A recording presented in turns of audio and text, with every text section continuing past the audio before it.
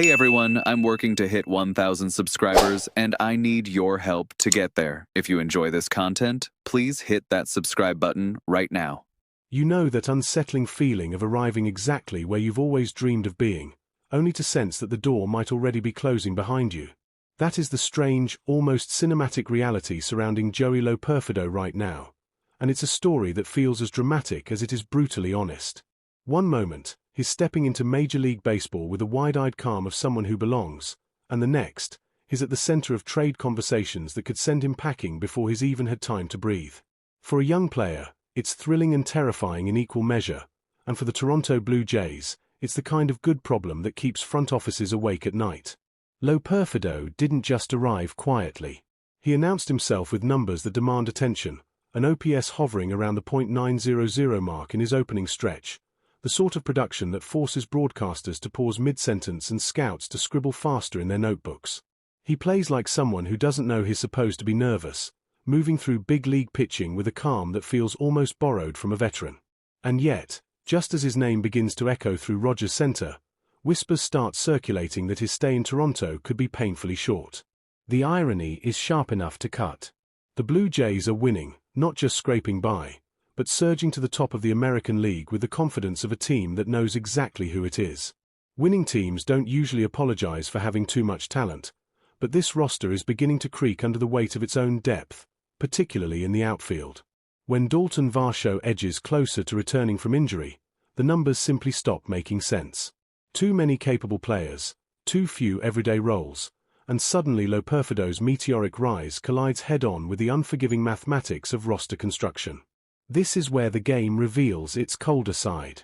Baseball, for all its romance, is a marketplace ruled by timing. Loperfido's value has never been higher, and rival teams know it.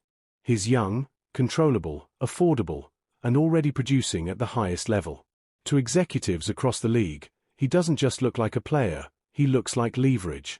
And in the brutal logic of contention, you don't trade declining veterans when you're chasing a title. You trade surplus youth at peak value to patch the holes that might cost you everything in October. At the Blue Jays report, this is where the story becomes truly fascinating, because Toronto's transformation over the past year has been nothing short of astonishing. Not long ago, this was a franchise hovering between directions, unsure whether to buy or sell, to push forward or pull back. Now, in what feels like a blink, they've leapt into full contender status.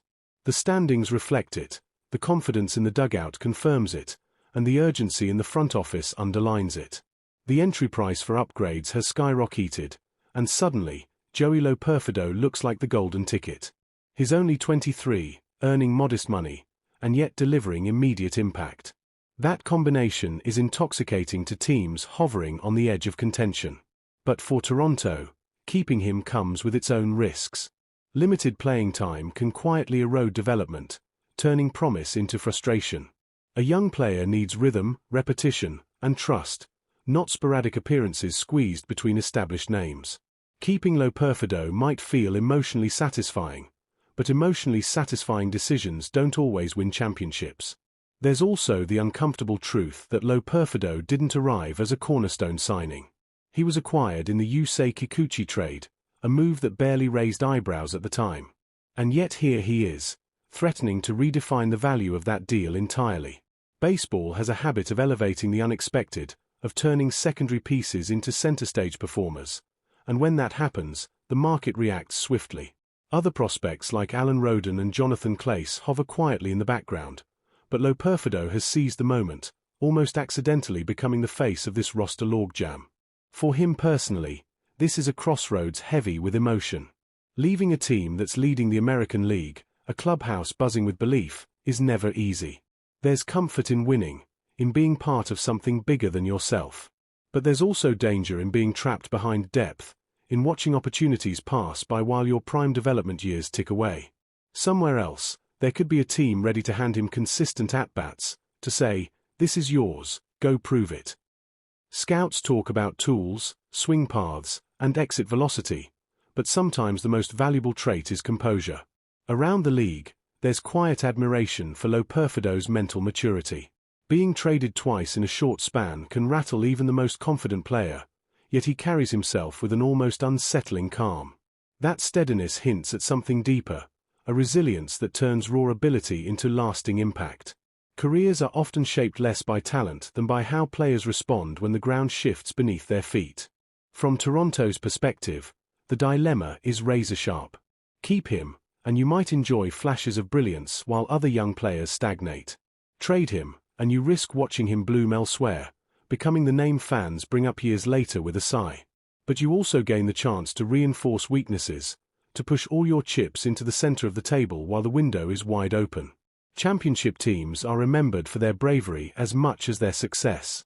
The trade deadline looms like a ticking clock, and Loperfido stands right at its center. One phone call, one aggressive offer, and his future could change overnight. Somewhere out there is a team desperate for outfield production, with space and patience to let him grow. In the wrong situation, he could become another footnote, another what if lost to overcrowding and mismanagement. In the right one, he could explode, following a path once walked by stars who also began their careers squeezed by depth charts. Fans, as always, are divided. Scroll through social media and you'll see emotion clash with pragmatism. Some plead with the front office to keep the kid, to let talent win out. Others are already constructing trade scenarios, dreaming of veteran reinforcements that could tip the scales in October. The debate is loud because it matters, because Loperfido has connected with people in record time. That's the power of promise. It doesn't need years to take hold. This is the kind of story that defines seasons, sometimes entire eras. For Toronto, it's about choosing between immediate dominance and long-term regret. For Loperfido, it's about finding a place where his talent isn't just admired, but fully unleashed.